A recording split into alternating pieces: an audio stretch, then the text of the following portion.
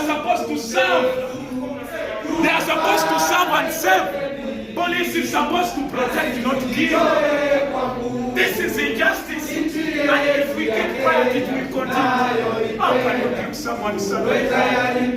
Really because of power?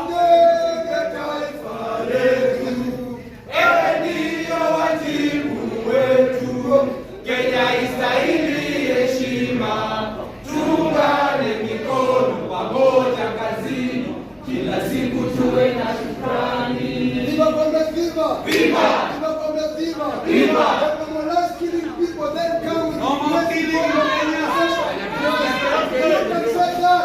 We salute you, my brother. Long live the life killing in Kenya. Long live! Long live! Long live the fighting spirit of Governor Ojwang. Long live! Long live! Down with police killings, down! Down! Down with police killings, down! Down! Forward to justice, forward! Forward! Forward to right, forward! Forward! Forward to the truth, forward! Forward! Long live the people of Kenya, long live! Long live! Long live the fighting spirit of Kenya, long live! Long live! Down with police killings, down! Down! Down with police killings, down! Down! Forward to justice, forward! Forward! Forward to justice, forward! Forward! A luta continua! A luta continua! A luta continua! Down with police brutality, down! Down! Down with police brutality, down! Down! Down with impunity, down! Down! Down with arrogance, down! Down! No more police killing! Ladies and gentlemen, it is indeed another day that Kenyans continues to follow up on the cause of death of Albert Omondi Ojwang. As dark cloud continues to hang on our heads, we are focusing on digging deep the truth about the death of Albert. But even as police tries to cover up this issue and to construct theories to shift our attention, Kenyans have refused to buy any of those lies. But what I came to realize is that some of these people are crook. They are not police officers. The nature of torture, which has been revealed to Kenyans through the post-mortem, which was done by Dr. Bernard, has exposed the deep secret behind the cause of death of Albert. But even as we try to wait for more investigation to come out, to shed more light on the reason why Albert was killed and how, Kenyans have refused to buy the PR from the politicians. At the City Mortuary today, Homa Bay women representative Bensouda was literally chased away by the citizens.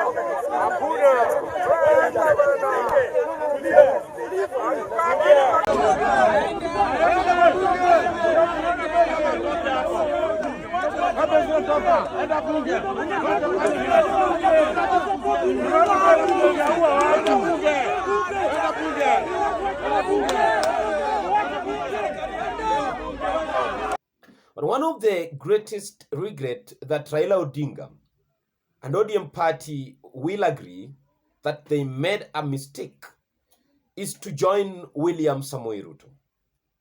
It was an untimely move. It was a wrong move in total. However much they try to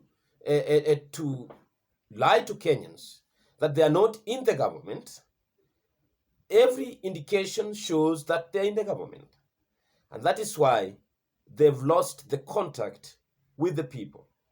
It is said that this broad-based government eats more of Raila Odinga supporters than anyone else, that the ODM side suffers more casualties.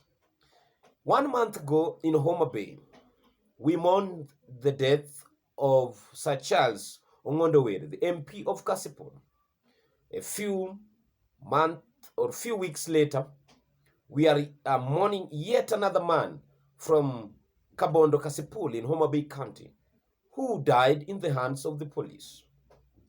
But the father of Albert is having a message to Police Deputy Inspector General Eliud Lagat. Lagat is largely mentioned on this death.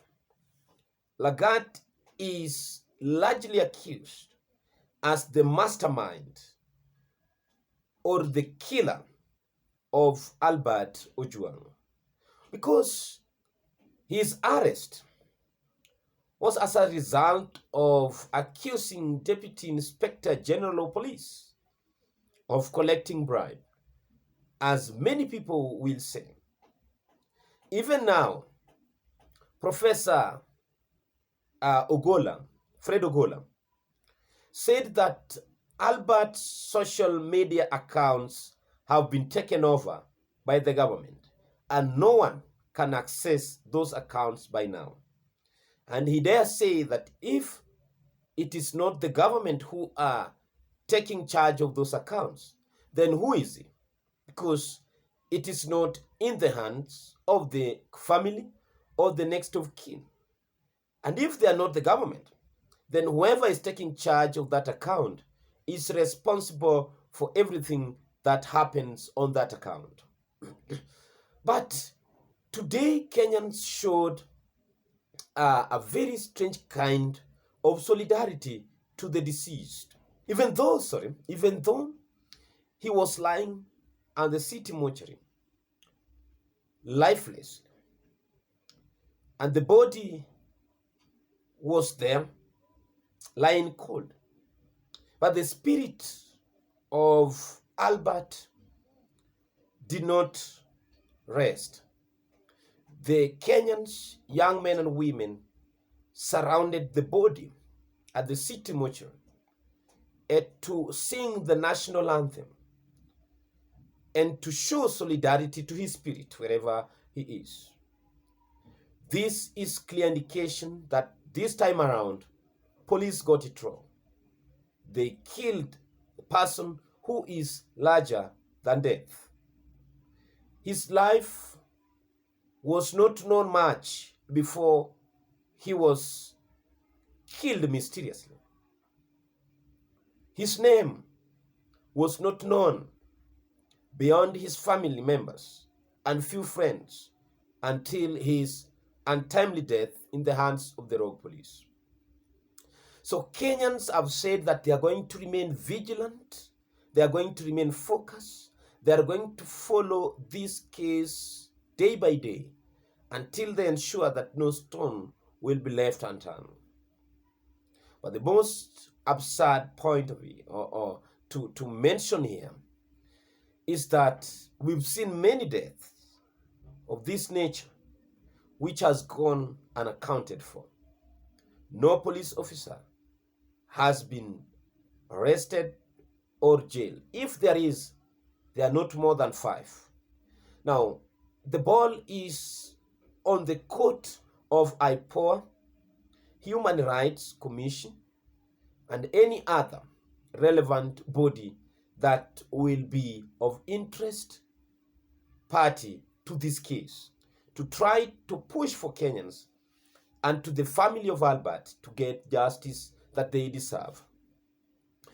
We know that the blood of Albert is heavy and cannot be swallowed by the soil, just as indeed in the Bible, the history of Cain and Abel. Abel's blood still cry for revenge. That is what we are witnessing now. So we pray that all shall go well and that family will get justice in the right time. Thank you, and may God bless you.